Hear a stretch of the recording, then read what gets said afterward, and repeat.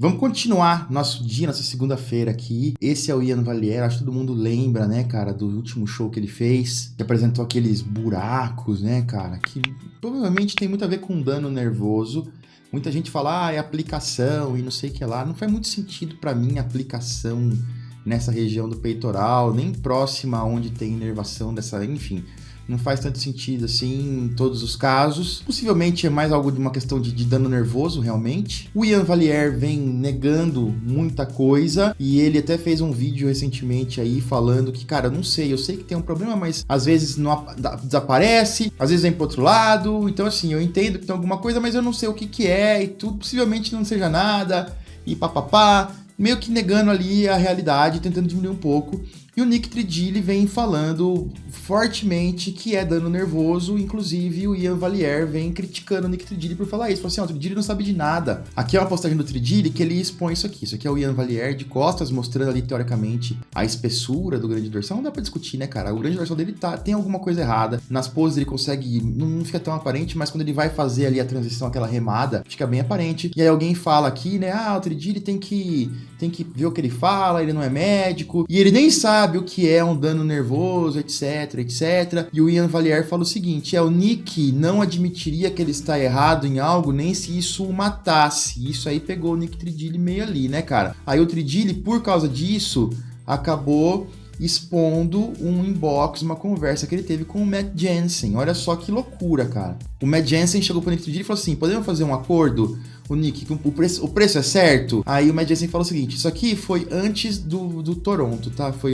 tipo uma semana antes do show. Se o Ian Valliere chegar bem, e ele vai chegar, a gente pode parar com essas histórias aí de dorsal, atrofiado, etc. Outro dia falou assim, mas o que eu fiz, né? Dando uma risadinha ali e tal. Falou, só tô pedindo pra você dar uma maneirada no negócio de atrofia das costas, por favor. Aí o Tridilli fala o seguinte, cara, eu sei que é uma merda isso aí, que tá acontecendo com ele, mas eu só falo o que eu vejo e eu não acho que eu esteja errado. Eu desejo que vocês não tivessem ficado tão ofendidos assim e realmente fossem procurar aí checagem, um médico, para ter mais respostas sobre isso. E cara, aqui eu faço um paralelo com o que acontece comigo. Tem essa história toda aí do Correia, do Gorgonoid, do Jason. Eu nem vou entrar muito nisso, cara. É uma briga deles. Eu acho que a realidade eu acho que todo mundo passou do ponto, todo mundo teve seu ponto de razão em algum momento e todo mundo ali dos três passou do ponto em algum momento. O que eu posso falar é por mim, tanto que eu comentei em alguns posts ali. O que tá acontecendo aqui, que é o seguinte, cara, vou continuar aqui, vai.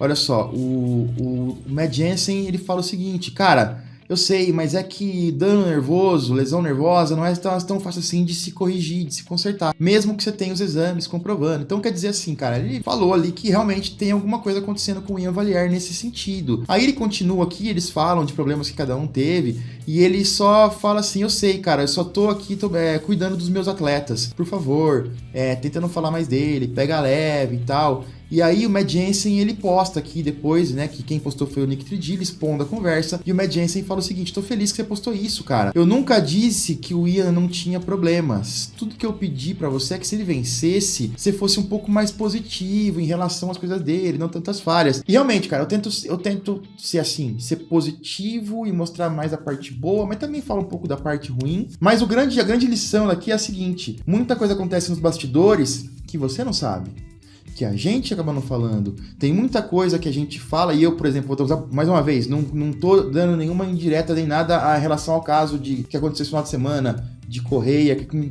Gorgonoid e Jason, que inclusive acabou muito mal, né, cara, com ameaças de morte, aí foi super chato, isso aí não devia acontecer, isso tira um pouco do brilho do esporte. Mas comigo aconteceu, eu tomei hate pra caramba de ter dito algo sobre um atleta, lá atrás, algumas vezes.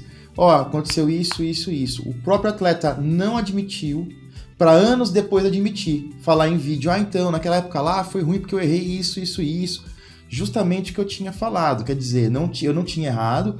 Cara, dificilmente eu vou dar uma opinião técnica sem ter total certeza do que eu tô falando.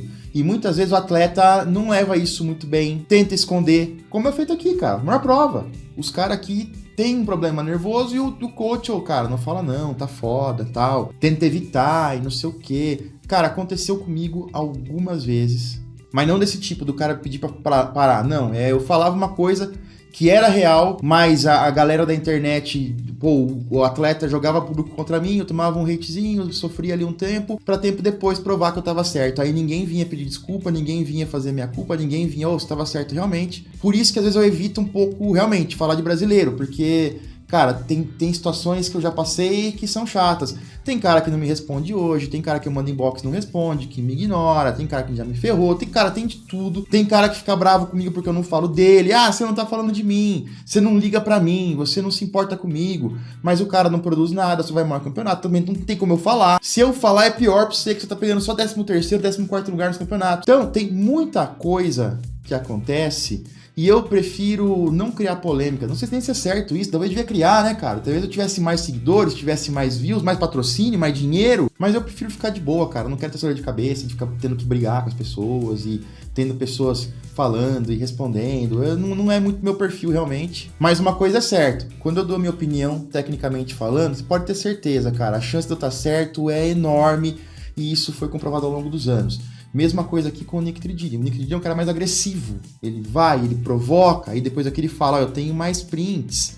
Em algum lugar ele fala isso aqui. Depois de uma discussão aqui, ele vem e fala, eu tenho mais prints e coloca um coraçãozinho. Só que também o lado agressivo dele, cara, o que fez? O cara perdeu o canal, tá fora do YouTube, etc, etc. Então, toda a situação é complicada. E mais uma vez, fechando aqui o assunto do Eduardo Correia e Jason e tudo, eu acho que todo mundo ali teve seus pontos positivos e negativos. Algumas vezes, também não tô falando que é nesse caso, sinceramente, mas você fala uma coisa e o público vai de isqueirinho colocar fogo lá no rabo do atleta, o atleta vai lá, ou o influencer, e pega aquele ar, e nem é real, nem checa antes. Então assim, cara, tem muita coisa que acontece na internet hoje que podia ser evitada caso as pessoas conversassem um pouco mais. Mas isso aqui é um apelo aos atletas. Levem as críticas de maneira construtiva. Quando elas forem construtivas, obviamente, cara, não leva a mal. Tenta usar aquilo como realmente uma informação.